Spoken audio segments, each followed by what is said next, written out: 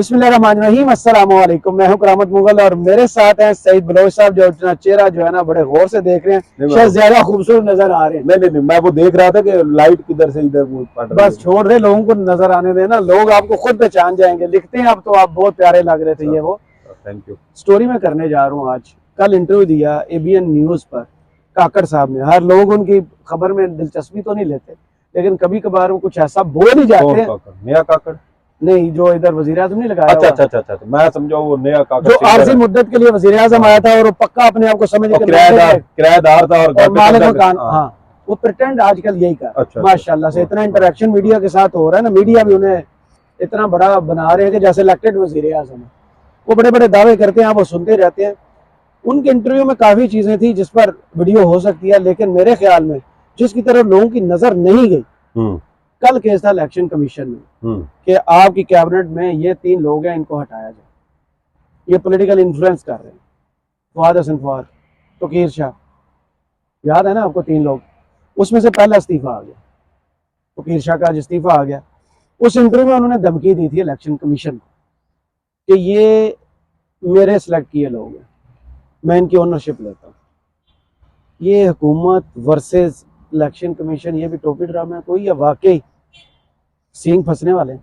पहला इस्तीफा तो वैसे यार करामत मुगल साहब, वैसे मैं ना देख रहा था कि इलेक्शन कमीशन में से और वजीर आजम में से सबसे ज्यादा जो ताबेदार तो नहीं बनता कोई और इसका लफ्ज होना चाहिए कि नून लीग की चापलूसी करने में कौन आ गया।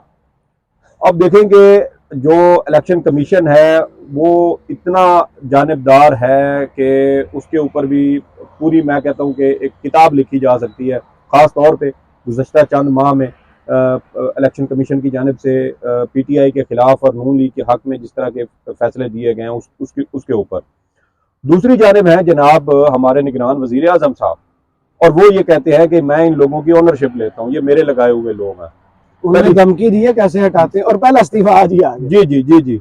और मजे की बात आप ये देखें कि मुझे इलेक्शन कमीशन ने बुलाया हुआ है, जी नोटिस किया हुआ है जी। और मुझे हैरत इस बात पर हो रही है कि वो इलेक्शन कमीशन जो पहले ही इतना ज्यादा जानिबदार है, इतना ज्यादा PTI के इससे मुतासिब है, उसके साथ इम्तियाजी सलूक कर रहा है, वो भी ये समझता है कि ये 3 लोग जो है ये सियासी तौर पर असरअंदाज हो रहे हैं। माशाल्लाह नहीं हो रहे। तो मतलब आप ये कह लेंगे, अगर हम कहें इलेक्शन कमीशन के वो आपको खबर तो ये लोग जो है ये उससे भी आगे गए हैं। खबर बताता हूँ, फवाद हसन फवाद साहब जब इस काबीना में शामिल हुए थे ना, तो उसी दिन आ गया था ये PIA का भेड़ा बिठाएंगे, न्यूयॉर्क वाला होटल जो है वो प्राइवेटाइज होगा। तो वो तो अपने एजेंडे पे लगे हुए हैं। बिल्कुल का क्या असर हो गया आपको पता है? कितनी परवाजें डेली कैंसिल हो रही है और हजारों लोग रुल रहे हैं सर, और निगरान हुकूमत की उस तरफ बिल्कुल ही तवज्जो नहीं। परवाजें कैंसिल होने से हट के आप ये देखें कि आपके पास उनका फ्यूल खरीदने के पैसे नहीं है।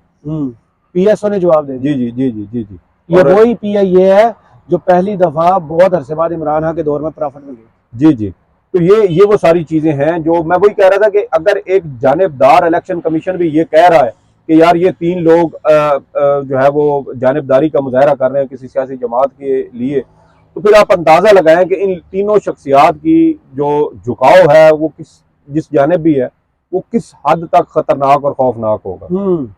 कि अगर हमारे जो जिसको वो क्या नाम है, फवाद चौधरी साहब ने मुंशी कहा था जी, तो ये हालत हुई पड़ी हमारे निजाम की, तो इलेक्शन कमीशन को और वजीर आजम साहब KP में हटा और पूरी जी और वजीर आजम साहब हमारे वो है माशाल्लाह, वो सारे असल में ना गिन के ना नमूने छोड़े, वो भी छोटी सी बात है। नगीने, ये जो ताज है ना इसका निगरान हुकूमत का, यार नमूने है ना। अब आप पिछले दिनों आप देखें कि सुप्रीम कोर्ट में वो केस चल रहा था चीफ जस्टिस काजी फैज ईसा की अदालत में, तो उन्होंने एक बड़ा अहम नुकता उठाया। उन्होंने कहा ये जो निगरान हुकूमतें हैं इनका फायदा क्या, ये कानून आइन के अंदर कहाँ लिखा हुआ है कि ये निगरान हुकूमतें बनेगी। और अब देखें कि इस वक्त अगर मुल्क में इलेक्शन ताखीर का शिकार हो रहे हैं तो उसकी वजह क्या है?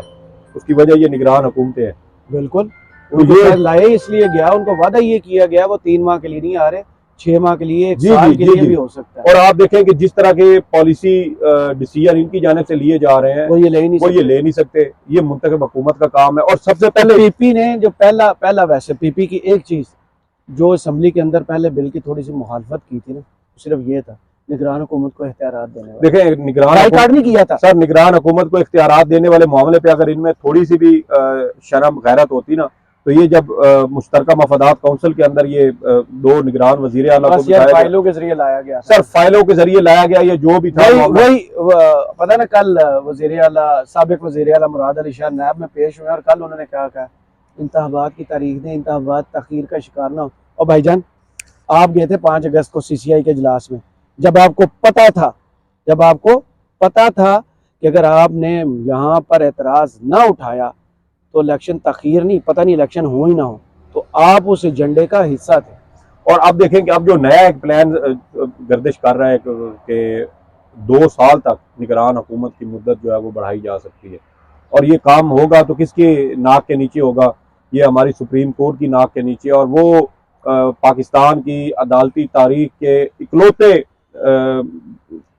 जज बनते हैं, उनको कहना चाहिए, जो अपने अलावा किसी और जज को शायद जज ही नहीं समझते। चीफ जस्टिस काजी फायज ईसा जब आईने के सामने खड़े होते हैं क्या करते? उस वक्त भी शायद वो आईने वाले को रिजेक्ट कर देते होंगे, क्योंकि उनकी दानिश में सिर्फ बस वही हैं, कोई और दूसरा फरीक, कुछ अच्छा जज भी नहीं है इस पूरे मुल्क में, और ये सब कुछ उनकी नाक के नीचे हो रहा है, अभी भी हो रहा है। अब आप देखें कि अब तक उन्होंने आम इंतखाबात के हवाले से क्या कुछ किया है, बुनियादी इंसानी हकूक के तहफ़्फ़ुज़ के लिए क्या उन्होंने किया, निगरान हुकूमत गैर आईनी चल रही है, इसके लिए उन्होंने क्या किया।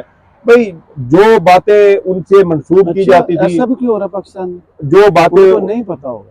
हाँ, ये भी अब वो बहुत भोले भाले सीधे साधे से इंसान है। ये नहीं होता है ना, बंदे टीवी नहीं देखते, जैसे बहुत सारे PTI वाले अब टीवी जो मामला PTI के खिलाफ होता है ना, उसमें वो अखबार भी पढ़ते हैं, वो टीवी भी देखते हैं, उनके पास और भी चीजें आ जाती हैं यार, वो बहुत आगे निकल जाते हैं। ओ भाईजान, ये यहाँ सुप्रीम कोर्ट में मान जाए, एक बंदा अपने बारे में कह रहा है कि यार मैं नहीं करता, मान जाए नहीं करता, तो वो उसके कौल फेल में तजाद है ना, मैं कैसे मान जाऊँ, मुझे बताए ना भाई। सुप्रीम कोर्ट केस की समाअत के दौरान, अभी मैं आपको एक और मोटी सी मिसाल देता हूँ, आप देखें कि जो ये बैरियर टाउन वाला केस चल रहा था, जिसमें से 190 मिलियन पाउंड वाला मामला उठा के, तो वो भी इमरान खान की तरफ इन्होंने मोड़ने की कोशिश की है। अब उसके अंदर ये क्या कहते हैं, ये ऐसे अदालत में कुर्सी पे बैठे हुए थे, तो वो जैसे बंदे को थोड़ी सी होती है ना, झिझक महसूस होती है, ये यूं इन्होंने ऐसे छत की तरफ देखा, वो हमें पता चला है कि कुछ सेटलमेंट हुई थी, कोई मुआहदा हुआ था, कोई पैसे बाहर से आए थे, वो भी इधर ही सुप्रीम कोर्ट के अकाउंट में, जब सब उन्होंने खबरों का, अखबारों का इस तरह पढ़ते तो हैं, वेल अवेयर्ड होते हैं, तो फिर आप जो कह रहे हैं वो तो किसी चीज को भी नहीं, मैं वही बता रहा था कि प्राइवेट मीडिया नहीं ना लोग देखते, PTI वाले ने बाइकाट नहीं किया हुआ, किसका न्यूज एंड टीवी चैनल नहीं ना देखते सर, उनको बुलाता कोई नहीं है। रऊफ हसन साहब जब सेक्रेटरी इतलात बने थे तो जियो के ऊपर गए थे या नहीं गए थे? वो हर टीवी चैनल जिसने उन्हें बुलाया वो गए, वो एयर वाई पर भी गए। शाहीन साहब आ रहे हैं ना, मायूम मोहम्मद साहब आ रहे हैं ना, जी जी, तो जो पसंद के लोग हैं वो तो आ रहे हैं सर। पसंद की बात, हसन मरवत अब नहीं ना आ रहे सर, वो उनका एक और आपको पता है कि वो तो उनका तो बेचारे का शो ही बढ़ गया था, तो इस वजह से शायद अब वो उनको कोई रिस्क लेने को तैयार नहीं है। उनके इधर सुप्रीम कोर्ट में भी किया था। हाँ, वो यहाँ पर भी आए तो एक इस्लामाबाद पुलिस के एक मुलाजिम के बताया जाता है कि उनके साथ कोई झगड़ा उनका, उन्होंने कुछ दूर से कहा है, वो आपने CCTV नहीं देखी, वो दूर से दौड़ते हुए आते हैं। तो ये मुझे उस वक्त भी शक था कि शायद ये कहीं इनको छानबीन कर रहे थे। ये वीडियो इतनी काफी। जी जी जी, आपकी बार-बार कॉल्स आ रही। जी जी, चलें, बहुत शुक्रिया सईद बलोच साहब, आपके तजज़िये का। कमेंट्स बॉक्स में जरूर बताइए वीडियो आपको कैसी लगी। इजाजत दीजिए, अल्लाह हाफिज।